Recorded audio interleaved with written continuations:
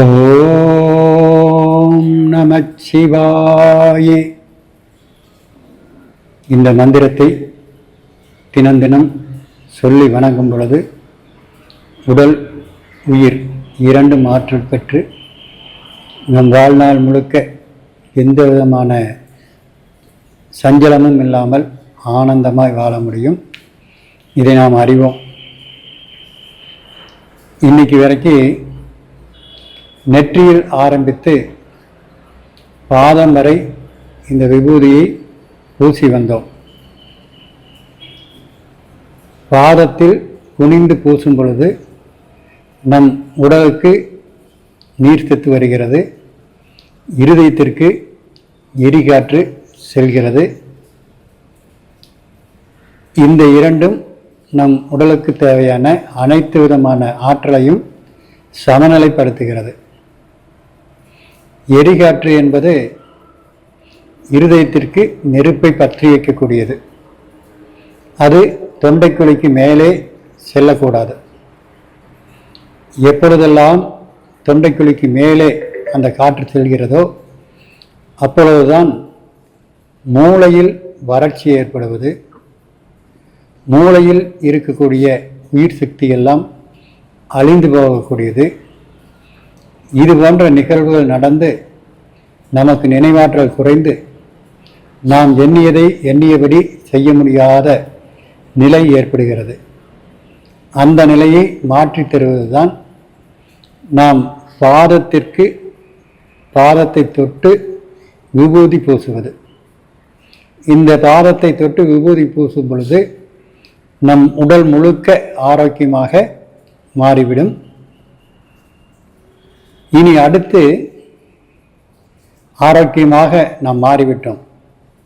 இனி என்ன செய்கிறோம்? ஆனந்தமாக நம் இரைப்பைக்கு தேவையான மண்ணீரலுக்கு தேவையான சக்தி இந்த விபூதியில் இருக்கிறது. விபூதி என்பது பல வகையான மூலிகைகளை பஸ்பமாக மாற்றி வெண்ணிறமாக மாற்றி கொடுக்கக்கூடியது. அந்த விபூதியில் ஒரு சிட்டிகை அளவு, சிட்டிகை என்றால் இந்த கட்டை விரலும் ஆள்காட்டி விரலும் தொட்டு எடுக்கக்கூடியது சிட்டிகை.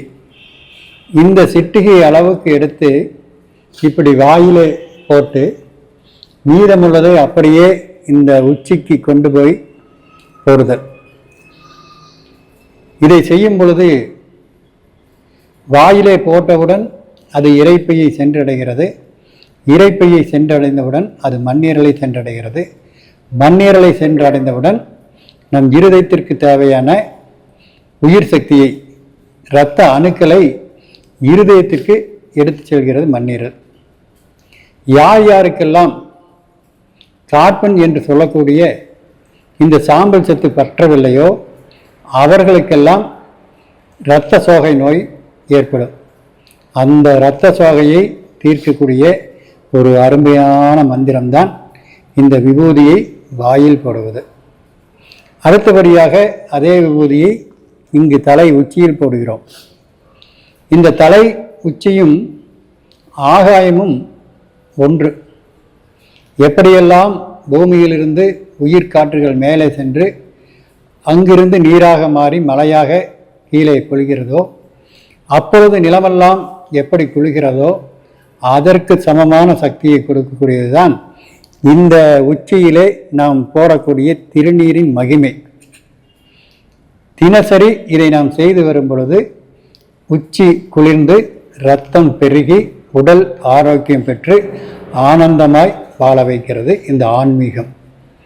இந்த ஆன்மீகத்தை நாம் ஏதோ வேடிக்கையாக பார்க்காமல், ஏதோ சொல்கிறார்கள் என்று செய்யாமல், நான் சொல்லிய இந்த 20 இடங்களில் விபூதியை பயன்படுத்தும் அற்புதங்களை ஒவ்வொரு தனி நபரும் புரிந்து கொண்டு அதை செய்து நீங்களும் அற்புதமான ஆற்றலை பெற வேண்டும் என்பதே இந்த ஆத்மலிங்கேஸ்வரர் ஆலயத்தின் முக்கியமான நோக்கம்.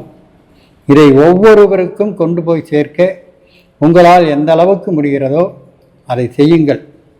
அதாவது நாம் எத்தனையோ தானங்களை செய்யலாம், அதையெல்லாம் விட அற்புதமான பலனை கொடுக்கிறது. இறைவனின் புகழை பரப்புவது. இதை செய்தால் இந்த மனிதன் இப்படி நற்பலனை பெறுவான் என்று யூகித்து ஆராய்ச்சி செய்து இந்த ஆன்மீகத்துக்குள்ளே கொண்டு வந்து நிறுத்துகின்றார்கள். அந்த பலனை நான் எனக்கு தெரிந்த அனைத்தையும் உங்களுக்கு கற்றுத்தருகிறேன். நீங்கள் கற்றுக்கொண்டு உங்களால் முடிந்தவரை பரப்புங்கள். உங்களை தேடி இந்த பிரபஞ்சம் வரும். இந்த பிரபஞ்சம் வரும் பொழுது ஆனந்தம் மட்டுமே நமக்கு பெருகும். ஓம் நம சிவாய.